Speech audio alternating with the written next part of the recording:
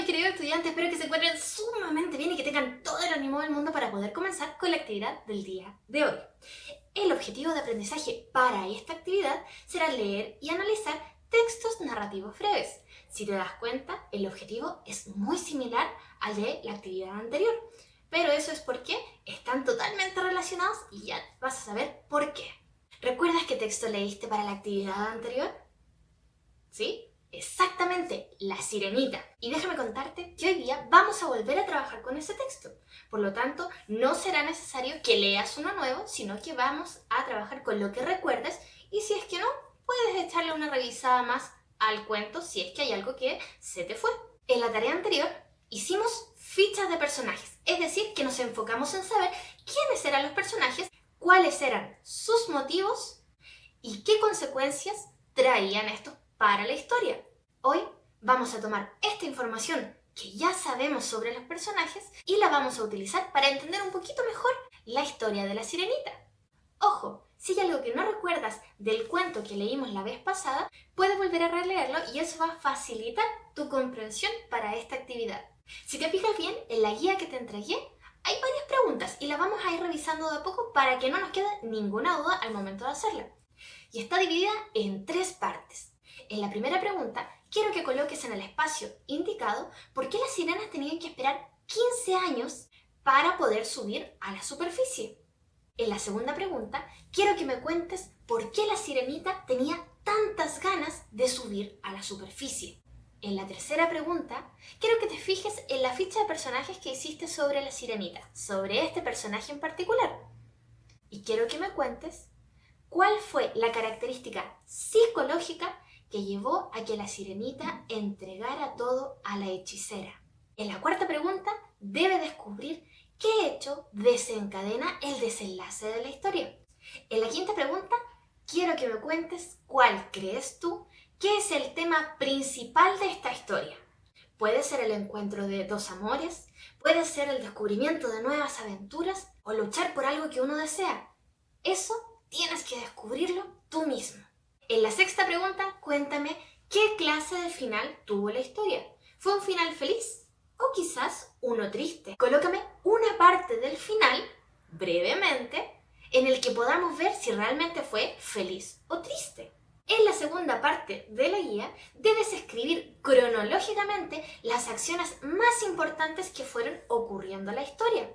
Tienes 6 espacios en total, es decir, 6 acciones que debes escoger que fueron importantes para el desarrollo de este relato.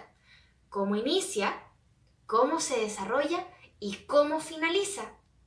Cosas importantes que hayan ocurrido. Recuerda eso. Pero ¿cómo sé que una acción es importante dentro de la historia? Imagina esto. Imagina que eres un aventurero o aventurera que está recorriendo un bosque encantado. Vas caminando silenciosamente para no encontrarte con ogros o con brujas. Y de pronto, mientras pisas las hojas, escuchas un grito muy fuerte. ¡Ah! Pausa dramática. ¿Qué acciones importantes podemos ver? Brevemente. Que vas caminando silenciosamente por el bosque. Que escuchas un grito de pronto. Tenemos 2. Pero hay una tercera acción que no contamos. ¿Sabes cuál fue?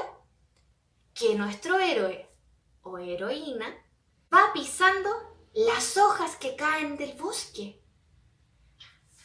Pisar es una acción, es un verbo. Pero, ¿será importante dentro de nuestra historia? Tal vez no. Por lo tanto, no la consideramos dentro de nuestras acciones importantes. Lo importante es que ibas silenciosamente por el bosque y de pronto escuchas un grito. ¿Te das cuenta? Eso mismo tienes que hacer en la guía. Si la sirenita decide ir a ver a la hechicera, ¿puede ser importante para la historia? ¿Ayudó a eso a que la historia se contara? Si de repente la sirenita iba nadando por el mar y se encontró con un delfín, ¿eso es importante para la historia? Ahí tienes que prestar mucha atención. Y finalmente, para la tercera parte y final de esta guía, quiero que leas atentamente el siguiente fragmento que yo también te voy a leer y que lo relaciones con la explicación que viene en el recuadro. No te preocupes, que ya lo vamos a entender. En alta mar, el agua es transparente como el cristal más puro.